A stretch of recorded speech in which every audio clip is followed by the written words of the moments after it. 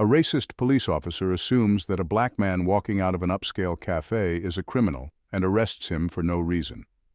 Afterwards, the officer realizes that he has just arrested an FBI agent. Officer Clayton Rourke, a 35-year-old veteran cop with the kind of face that looked weathered from years of cynicism, was one of Brookdale's worst. He'd spent a decade moving up the ranks, but not through merit. His methods were aggressive, his beliefs unyielding, and his view of the world skewed by hatred and superiority. Rourke was feared in the community, known for his trigger-happy temper and penchant for making arrests based solely on a person's skin color. The day he crossed paths with the wrong man, a man who wasn't afraid, who wouldn't bow to him, would change Rourke's life forever. It was a humid August afternoon. The streets were alive with activity, children running through the streets while vendors sold their wares. Despite the heat, Rourke was on edge. He'd been looking for an excuse to blow off some steam, and it didn't take long for an opportunity to arise. As his police cruiser rolled down 12th Street, Rourke's sharp blue eyes fixed on a black man in a sharp suit stepping out of an upscale cafe. The man, tall and broad-shouldered with an aura of confidence, stood out to Rourke. It wasn't the suit that caught his attention. It was the man's mere presence. In Rourke's mind, no black man belonged in a place like that, dressed like that. "What's he up to?" Rourke muttered to himself, gripping the steering wheel, probably up to no good. Without hesitation, he flipped on his lights and siren, pulling up beside the man who was casually unlocking the door of a sleek black sedan. Rourke stepped out of the car, his hand hovering near his holstered gun. "Hey!" Rourke barked. "Step away from the vehicle. I need to ask you a few questions." The man turned, eyebrows raised, but his demeanor remained calm. He glanced at Rourke, then at the flashing lights, clearly assessing the situation. "Is there a problem, officer?" he asked, his voice steady and polite. Rourke's eyes narrowed. The man's calmness rubbed him the wrong way. Most people in this neighborhood, especially black men, showed fear or at least submission when approached by a cop like him. But this man was different, too calm. "I said, step away from the car," Rourke ordered again, this time more forcefully.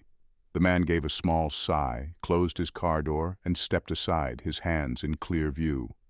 "I've done nothing wrong, officer," he said. "If you'd like, I can show you my identification." Rourke didn't care about the man's ID. His blood was boiling. How dare this man act so cool in front of him? "Turn around, hands on the hood," Rourke snapped. "Excuse me?" the man asked, his voice still even, though there was now a hint of steel in his tone. "You heard me. Hands on the hood. Now!" There was a brief moment of silence as the man stared at Rourke, his jaw tightening. Slowly the man turned, placing his hands on the car's hood. Rourke quickly stepped forward, roughly patting him down. He didn't find anything suspicious, not that he'd expected to, but it didn't matter. Rourke had decided this man was guilty of something. "What's your name?" Rourke demanded, as he pushed the man harder against the hood. The man didn't flinch. "Marcus Hayes. What are you doing in this neighborhood, Marcus?" "I'm grabbing a coffee before heading back to the office." "Is that a crime now?" Rourke's temper flared. "You think this is a joke?" He spat, yanking Marcus's arm behind his back. At that moment, the door of the cafe swung open.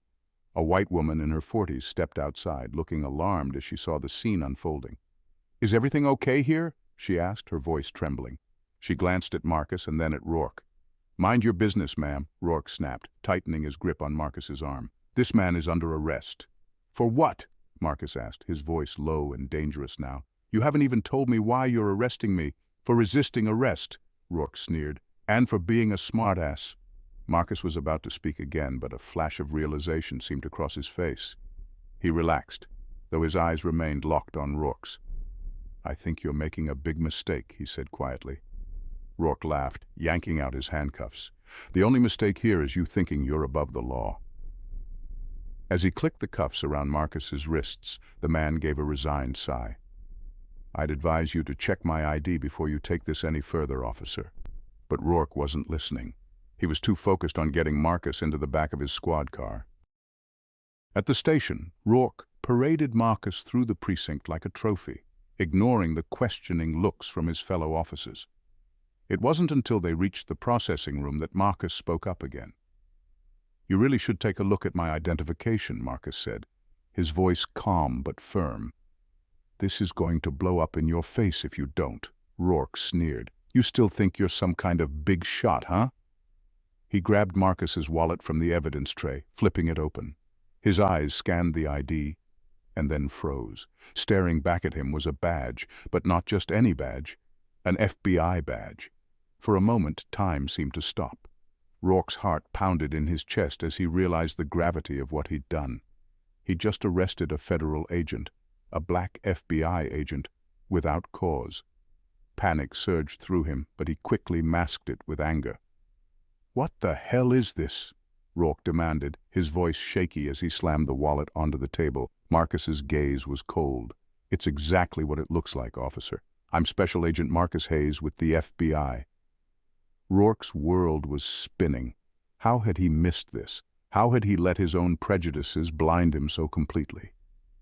But it was too late. The damage was done. In the days that followed, the consequences of Rourke's actions began to unfold. Word of the wrongful arrest of an FBI agent spread like wildfire. The Brookdale Police Department scrambled to cover the incident, but it was too late. The media caught wind of the story, and soon protests erupted throughout the city. The people of Brookdale were fed up with the police's racial profiling, and this incident became the spark that ignited a full-blown reckoning. But that wasn't the worst of it. As the protests raged, Rourke's own past began to catch up with him. Old cases he had worked on were reopened, and people who had been victims of his abuse of power started to come forward. Lawsuits were filed.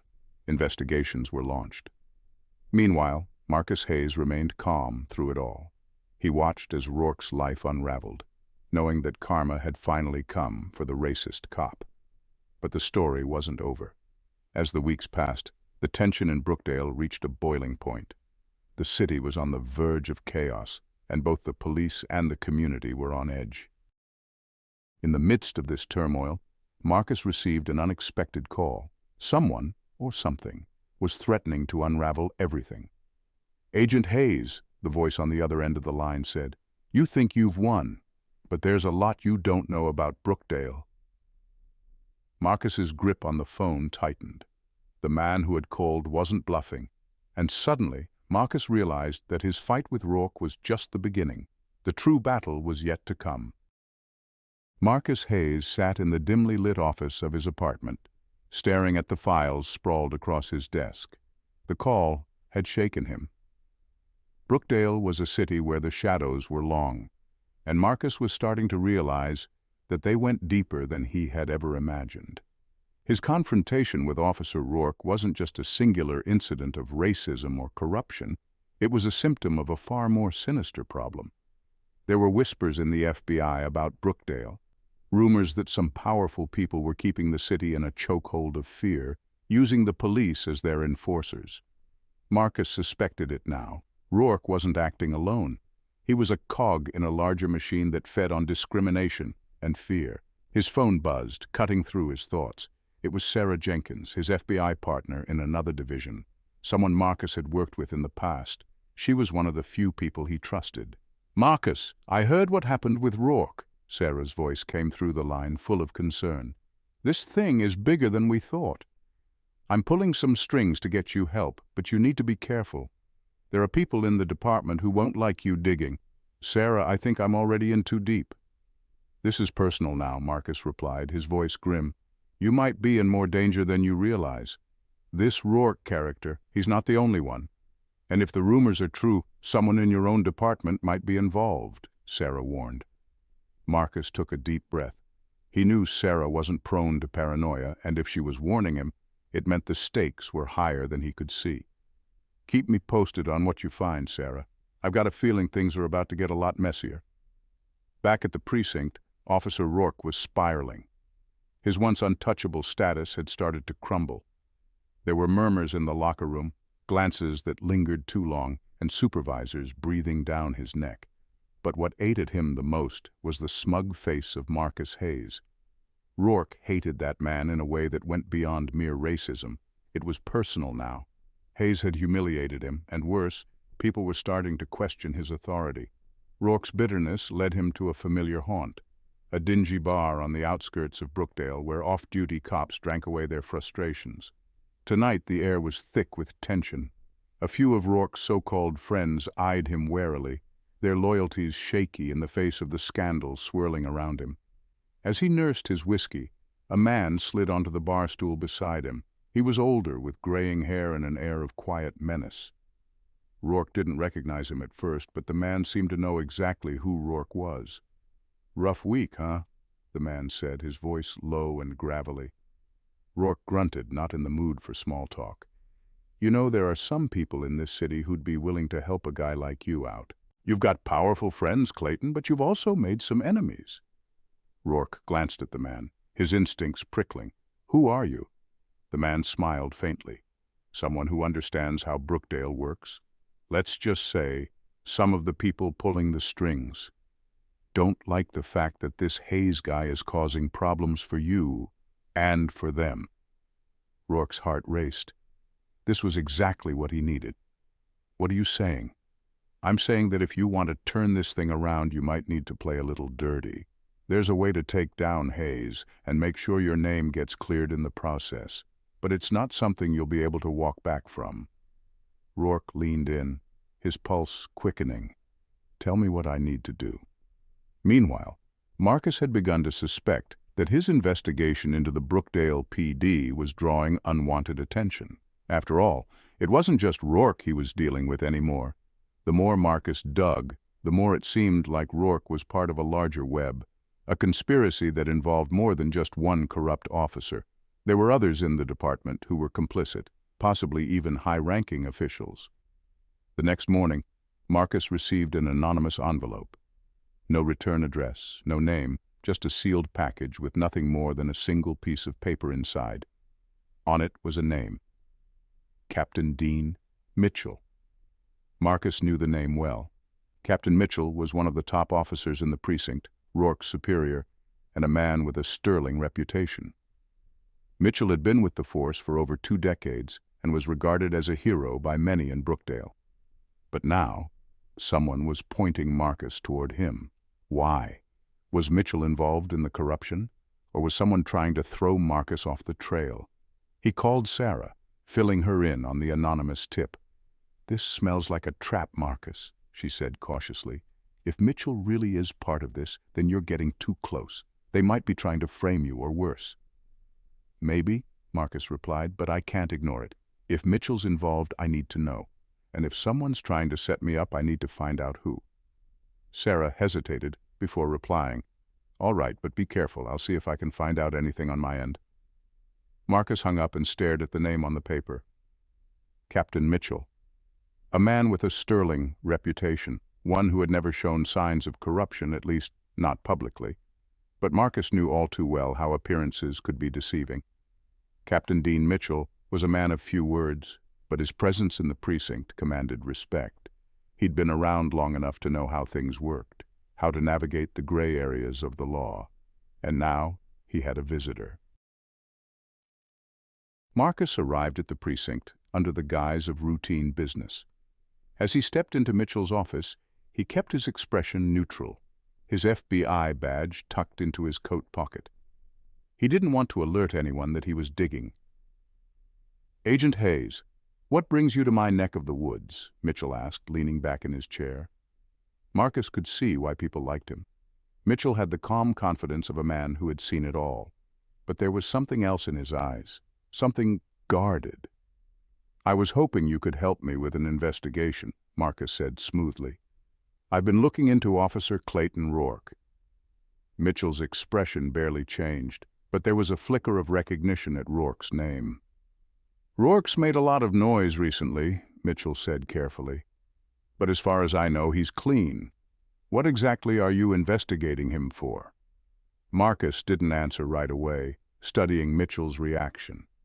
"I think Rourke might be involved in something bigger, something involving multiple officers."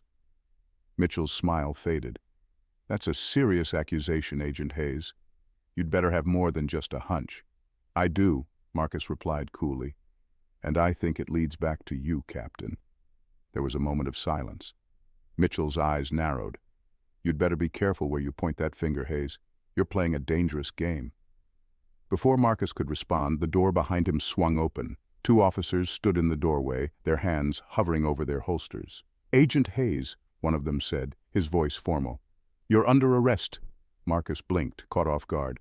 "What the hell is this?" "Suspicion of tampering with evidence and obstruction of justice," the officer replied, stepping forward. "We've got a warrant." As they moved toward him, Marcus realized what was happening. This wasn't just a power play, this was a setup.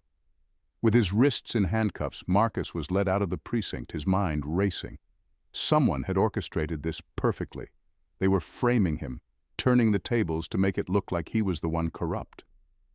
And it all traced back to Captain Mitchell. As Marcus sat in the holding cell later that evening, he replayed the events over and over in his head. Mitchell had set him up. There was no doubt about it. But why? What was Mitchell hiding that he was willing to go to such lengths to protect? And how deep did the conspiracy go? In the silence of the cell, Marcus knew one thing for sure. This was far from over. He wasn't the only one under fire, and if he didn't act fast, he would be the fall guy for a much larger operation. He would need help, and fast. Just when it seemed like all was lost, Marcus was released from the holding cell the next morning. Sarah Jenkins had pulled some strings, and the charges were dropped due to lack of evidence. But Marcus knew this was just a temporary reprieve. The people who were after him weren't done. As he stepped outside the precinct, Sarah was waiting for him, her expression grim. "They've set you up, Marcus," she said, "but we've still got a chance to expose them. I've got something you need to see." Together, they drove to a secluded safe house where Sarah had been working. She handed Marcus a file. Inside were surveillance photos, bank records, and confidential reports. All of it pointed to one thing. Brookdale's police force was deeply corrupted, and it went all the way to the top. But there was more. In the photos, Marcus spotted something that chilled him to the core. A man in the shadows, someone from his past. A man Marcus had thought was long dead. The man in the photos was someone Marcus knew all too well. David Calloway, a former FBI agent who had disappeared years ago during a case that went cold. Marcus had worked alongside Calloway, and they had shared a bond forged through dangerous missions. But Calloway had gone rogue, and many believed he'd been killed in a botched operation overseas. Yet here he was, alive, and seemingly working with the very people Marcus was now hunting. "This doesn't make any sense," Marcus muttered as he stared at the photos. "Calloway's supposed to be dead." Sarah nodded. "It looks like he's been pulling strings behind the scenes in Brookdale. He's tied to the same people who framed you." Marcus felt a mixture of betrayal and anger. Calloway had been a mentor, someone he'd once trusted. Now it seemed Calloway had been playing a much larger game than Marcus ever realized. "Why would he do this?" Marcus asked, his voice low. Sarah looked at him, her eyes serious. "Whatever Calloway's been involved in, it's big. Bigger than just Brookdale. This is about power, Marcus. And people like Calloway are willing to do anything to get it." Marcus clenched his fists. He knew what he had to do. If Calloway was behind this, he needed to be stopped. But this wasn't just about justice anymore. It was personal. The investigation took a darker turn as Marcus and Sarah dug deeper into Calloway's connections. They uncovered a network of corrupt officials, drug trafficking, and dirty money that stretched far beyond Brookdale. Calloway was at the center of it all, pulling the strings from the shadows. The stakes were higher than ever. If Marcus wanted to bring Calloway down, he would need more than just evidence. He needed allies. But in a city as corrupt as Brookdale, finding trustworthy people was no easy task. Sarah had a contact, an old friend from her days working in Washington, D.C. This friend, Tom McAllister, had connections in high places and might be able to offer the kind of protection and resources Marcus needed. But McAllister was a wild card, and there was no guarantee he'd be willing to risk his career to take on a case as dangerous as this. Marcus knew he had to try. Tom McAllister was a grizzled former CIA operative with a penchant for bending the rules. When Sarah and Marcus met him in a rundown diner on the outskirts of town, he greeted them with a wry smile. "I hear you've got yourself in some trouble, Hayes," McAllister said, lighting a cigarette. "Calloway's a ghost. You think you can actually catch him?" Marcus leaned forward, his eyes hard. "I don't care if he's a ghost. I'm bringing him down." McAllister chuckled, exhaling a cloud of smoke. "I like your style. But going after Calloway is suicide. The man's got connections in places you wouldn't believe. If you're serious about this, you'll need more than just guts. You'll need an army."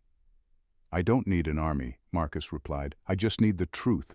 If I can expose him, the rest will fall into place." McAllister studied him for a moment, then nodded. "All right, I'll make some calls. But you'd better be ready for what's coming. Once you start this, there's no turning back." Marcus knew he was right, but he didn't care. He was already in too deep. As the pieces of the puzzle began to come together, Marcus and Sarah realized just how deep the conspiracy went. Calloway wasn't just involved with Brookdale's police. He had allies in the highest levels of government, and his operations spanned multiple cities. The more they uncovered, the more dangerous their situation became. One night, while Marcus was poring over documents in his apartment, a gunshot rang out, shattering the window. He dove to the floor, heart pounding. Someone was trying to silence him. This was no longer a simple investigation, it was a war. Knowing that their lives were in immediate danger, Marcus and Sarah decided to go underground. They fled Brookdale, narrowly avoiding an ambush on the highway, and headed to a safe house McAllister had arranged for them outside the city. As they lay low, Marcus reflected on how far he had come. His initial confrontation with Rourke now seemed like a lifetime ago. What had started as a fight against one corrupt cop had turned into a battle against an entire system of corruption. And now, with Calloway involved, it was personal in a way Marcus had never expected. But there was no turning back now. He had to see this through to the end. After weeks of hiding, Marcus received a message from an anonymous source. It was a location, a place where Calloway was rumored to be hiding. But as Marcus prepared for the final confrontation, a sick feeling settled in his gut. This was too easy, too convenient. He was walking into a trap. Marcus and Sarah arrived at the location, a deserted warehouse on the outskirts of a neighboring city. The air was thick with tension as they approached, their senses on high alert. Inside the warehouse they found nothing but silence. No sign of Calloway, no sign of anyone. And then, out of the shadows, a voice. "I knew you'd come, Marcus." Calloway stepped forward, his face shadowed but unmistakable. He looked older, more hardened than Marcus remembered, but his eyes still held that same cold intelligence. "This ends now," Marcus said, his voice low and steady. Calloway smiled faintly. "You really think you can stop this? You think you can take down everything I've built?" Marcus raised his gun, but before he could pull the trigger, a gunshot echoed through the warehouse. But it wasn't Calloway who had fired. It was Sarah. Marcus staggered back, clutching his side as the pain seared through him. He stared at Sarah, disbelief and betrayal flooding his mind. "I'm sorry, Marcus," she whispered, her eyes filled with regret. "But this was never just about you." Calloway stood beside her, a triumphant smile playing on his lips. "You really didn't see it, did you? Sarah was with me the whole time. You were just a pawn, Marcus." Marcus fell to his knees, the weight of the betrayal crushing him. He had trusted Sarah, fought alongside her, and now she had turned on him. As his vision blurred and the world faded to black, Marcus knew one thing for certain. This wasn't the end, not by a long shot. Stay tuned for the part 2 of this intriguing story coming soon on this channel. Don't forget to like, share, comment, and subscribe to this channel for more interesting racial discrimination stories.